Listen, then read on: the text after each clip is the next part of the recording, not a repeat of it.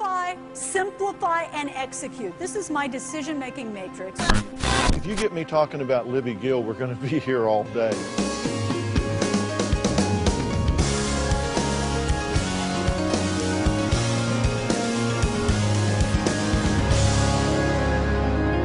Libby Gill is one of those people who gets it.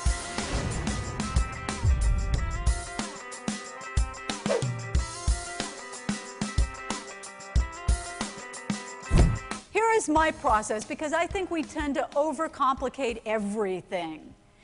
Clarify, simplify, and execute. This is my decision-making matrix. You plug in the relevant data. You clarify the vision. What is it we are trying to accomplish? You simplify the path. Let's make it clear and simple and take all the extraneous out of the way. And you execute the plan against measurable and specific milestones.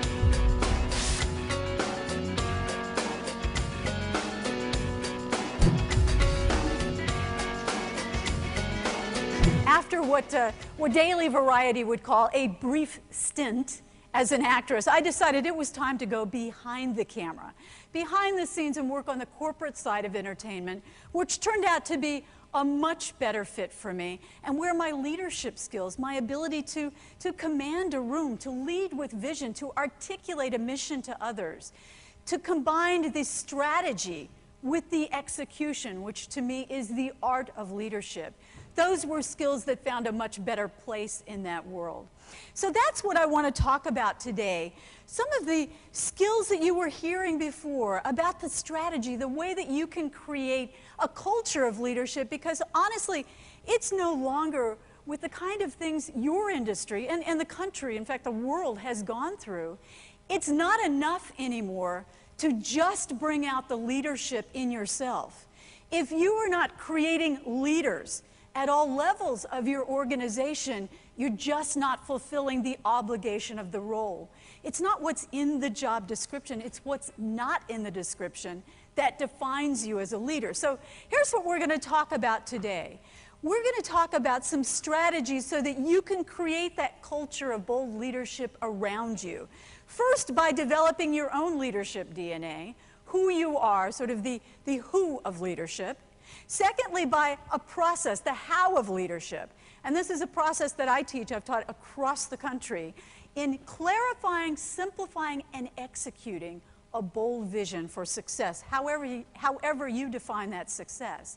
And then finally, pursuing a radical sense of purpose, of having a real definition for what matters to you, to your constituents, to your customers, your clients, your consumers, but also within your community, your organization, even your own family. So those are the areas I want to touch on today.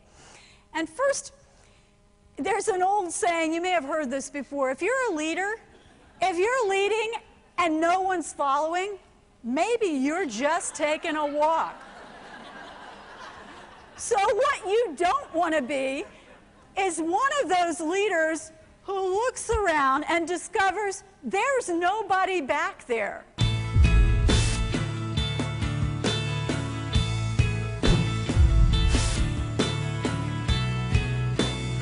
You want to capture the mind share. And what I mean by that is you've got to get into people's heads and hearts. So you capture the mind share, and then the market share will follow.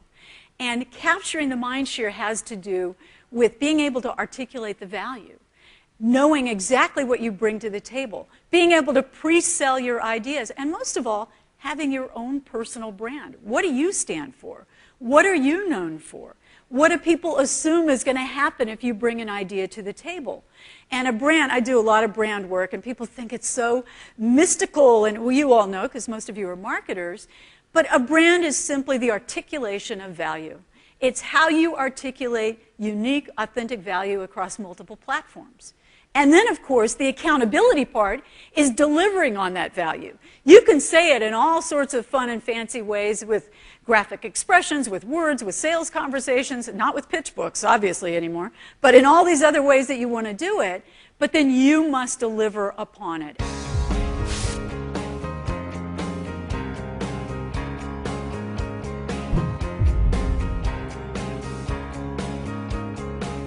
I want to talk a little bit about our own preferences and our own style, because we sometimes become slave to our own thoughts and we forget the rest of the world has their preferences too.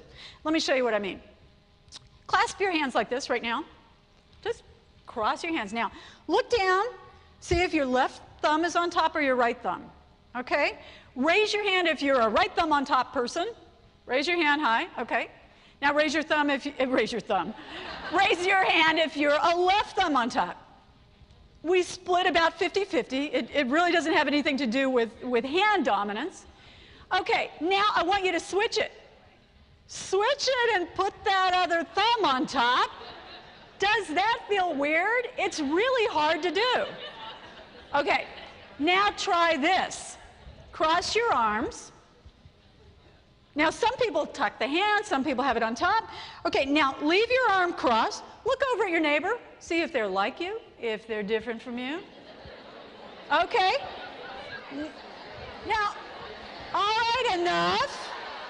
Okay, here's my point. Now, what I want you to do, I want you to leave your arms crossed. I cross mine now with my left arm on top because I just got engaged, yes, at age 55. Thank you. And I'm so tickled that, you know, I've just got to put my arm on top. Anyway, so leave your arms crossed, but nod your head. If you are a right hand on top, nod your head. Okay, now those of you who are a left hand on top, nod your head. Okay, now here's what's really interesting. Those of you with the left arm on top, congratulations, because you have the gene for leadership ability. You have a very strong connection.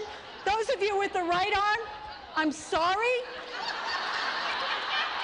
I'm sorry, there are many other things you can't know. I made that up, of course. Okay. You're scientists. I can't outsmart you. All right. These are preferences. These are preferences that we choose early in life, and they just don't waver too much. But my point is, you're all great leaders. Definitely. My point is that our preferences are so strong. We become so wedded to them, it's difficult to change. And the interesting thing is everybody else's preferences are just that strong, and they're just as resistant to change. They don't want to switch it around either.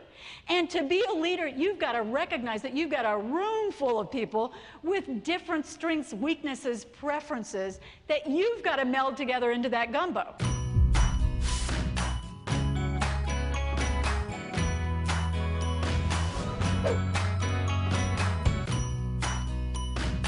Kaizen is a Japanese phrase. It came out of after World War II when Japan was rebuilding. And Kai means to change, and Zen is the word that we know, Zen for the good. So you put that together, and it's incremental change for the good.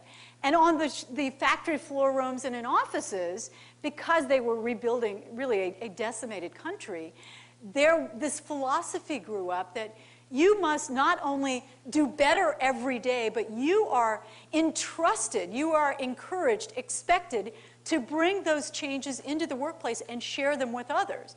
And as you're making these changes, you're making a suggestion about the assembly line, it's got to be a holistic approach. So what you do over here that's positive can't negatively affect what's happening over here. And that's the approach that you have to take in your brand. I wish I could tell you it happens overnight. You know, you just build it and then you're done. It's like you go to the gym once and then you're done. I wish when somebody comes up with that program, I'm there. But you've got to continue to look down the road and see what your customers are going to need. Anticipate at least 3 years out. What are they going to need, and what are they specifically going to need from you? And then the most important thing you can do is, and you've heard the under-promise and over-deliver. I always think in terms of give them 10 times the value. If they're expecting this, give them 10 times more. Blow their minds with how much value. And this doesn't mean that you can't give free stuff away. I give free stuff away all the time. But as you are giving products, services, you want to give so much value that it's a no-brainer to keep coming back to learn from you, because they get that you are sincerely invested in their process.